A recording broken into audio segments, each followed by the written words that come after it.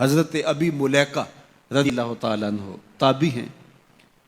امام بخاری علیہ رحمہ نے دیگر محدثین نے ان سے روایات لی ہیں۔ فرماتے ہیں میں 30 اصحاب رسول سے ملاقات کی اور ہر ایک کو آخرت کے بارے میں ڈاڈا فکر مند پایا۔ ہر بندہ یہ کہتا تھا میرا خاتمہ ٹھیک ہو جائے۔ یہ کون کہہ رہے ہیں؟ جنہوں نے حضور کو دیکھا۔ آج پیر بھی کہتا ہے بس میرے مرید ہو گئے تم سیدھے جنتی ہو، اور مرید بھی کہتا ہے کہ ٹھیک ہے ہمارا پیر بڑا اونچا میں لے جائے گا۔ اللہ اکبر، حضور سے بڑا پیر کوئی نہیں، صحابہ سے بڑا مرید کوئی نہیں۔ 30 اصحاب سے ملا ہوں، 30 کے 30 ہی ڈرتے تھے ہمارا خاتمہ ٹھیک ہو۔ دیکھو حضرت ابو بکر رضی اللہ تعالیٰ عنہ کو میرے حضور نے کہا نا ابو بکر فی الجنہ، عمر فی الجنہ، عثمان فی الجنہ، علی فی الجنہ، طلحہ فی الجنہ، ان کو جنت کی بشارت دی ہے۔ لیکن صدیق اکبر کیا کہہ رہے ہیں؟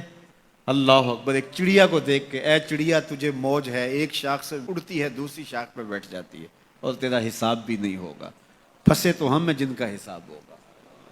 یہ وہ کہہ رہے ہیں جن کو حضور کی زبان سے یہ لفظ ملے ہیں ابو بکر فی الجنہ، ابو بکر جنتی ہے۔ اللہ اکبر، عثمان غنی رضی اللہ تعالیٰ نے قبر پہ کھڑے رو رہے ہیں قبرستان میں، تو کسی نے کہا یہاں رو رہے ہو؟ کہا میرے حضور نے کہا تھا کہ آخرت کی پہلی منزل قبر ہے۔ اللہ اکبر، یہ وہ ہے جن کو بشارتیں دی گئی ہیں، جن کے عمل، جن کے کام اور جن کی محنتیں اور دین کے لیے خدمات کسی ترازو پہ تولی نہیں جا سکتی۔ اور صحابی کا عمل، صحابی ایک مٹھی جو خیرات کرے، روایت میں آتا ہے ایک مٹھی جو خیرات کرے، اور بعد میں آنے والا احد پہاڑ جتنا سونا خیرات کرے، صحابی کا عمل پھر بھی زیادہ ہے۔ 15 کلومیٹر پہ پھیلا ہوا پہاڑ، اتنا سونا کسی کے پاس ہوگا ہی نہیں، حکومتوں کے پاس نہیں، لیکن فرض کرو کسی کے پاس ہو، پھر اتنا جگرا بھی ہو کہ وہ خیرات بھی کر دے، لیکن اس کا اجر پھر بھی صحابی کے مٹھی بھر جو خیرات کرنے کے عمل کو نہیں پہنچ سکتے۔ اور ابو بکر وہ ہیں جنہوں نے مٹھی جو خیرات نہیں کیے، سارا گھر خیرات کر دیا۔ کتنا اجر ہے! لیکن پھر بھی کہا کہ چڑیا تجھے موج ہے، ایک شاخ سے اڑ کے دوسری شاخ پہ بیٹھ جاتی اور تیرا حساب بھی نہیں ہوگا، پھنسے تو ہم ہیں جن کا حساب ہوگا۔ یہ وہ لوگ ہیں جن کی زندگیاں تقوی میں گزری۔ تتجافی جنوبہم عن المضاجع، ان کی کروٹیں بستروں سے الگ رہتی تھی۔ ہم تو جی بھر کے سوتے ہیں، لیکن ان کی کروٹیں خوف خدا کی وجہ سے بستروں سے الگ رہتی تھی۔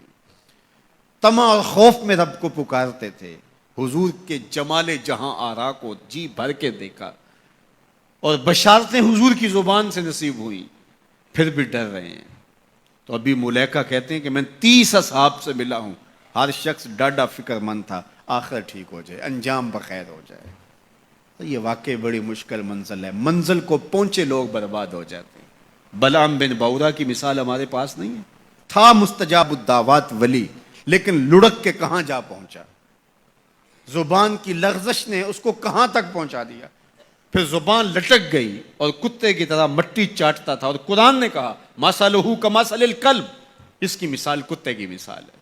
اسی لیے میاں صاحب بولے پڑھنے اتے مان کرینا تے نہ آکھی میں پڑھیا، پڑھنے اتے مان کرینا تے نہ آکھی میں پڑھیا، او جبار کہار صداوے متا روڑ دیوے دودھ کڑیا۔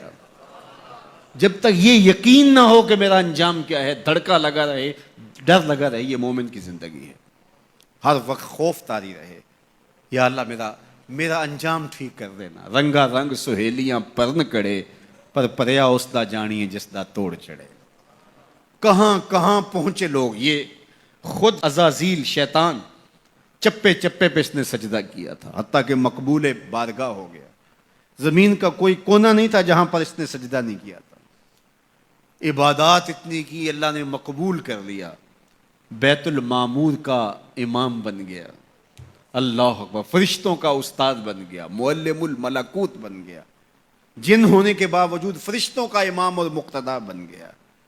لیکن ایک لغزش نے کہاں پھینکا، قیامت تک لعنتیں برس رہی ہیں۔